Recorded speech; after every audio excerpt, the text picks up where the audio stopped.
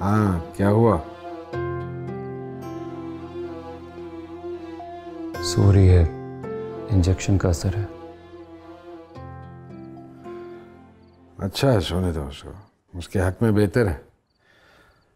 दिमाग पे जितना प्रेशर पड़ता है उतना ही दिमाग सुन हो जाता है।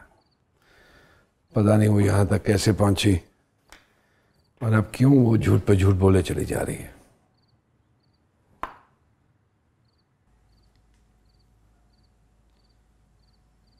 मैं इसे पहचान गया हूँ बहुत अच्छी तरह। जिस तरह कंधे उचकाती है और वो गाना, बहुत फिल्मी सी बात है लेकिन गाना हमारे बचपन की याद है। और वो गधा,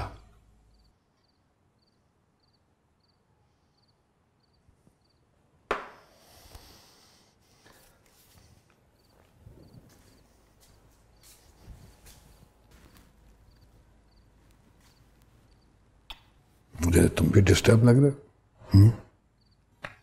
चला, चल जा, जाके सो जा, बात हो गई। नहीं, आज मुझे आपको सब कुछ बताना है जो मैंने कभी किसी को नहीं बताया। आपको बताना है कि मैं चक नंबर 32 से क्यों भागा। ऐसा क्या था चक नंबर 32 में, सब बताना चाहता हूँ प्लीज। चला बताओ, सारी रात है हमारे पास, कल छुट्टी है, बैठ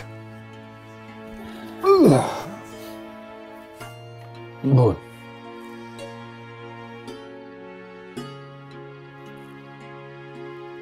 दरिया के किनारे एक गांव, चक 32 गांव वे,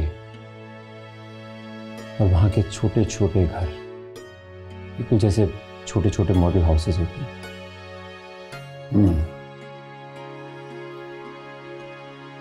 और उन घरों में रहने वाले छोटे छोटे लोगों के बड़े बड़े मसाइल। ऐसा लगता था कि वो मसले इनको खा जाएंगे। किसी की गुर्बत, किसी की बीमारी, किसी को मास्टर से मार पड़ने का खौफ, और किसी को अपने गांव में इज्जत लुट जाने का खौफ।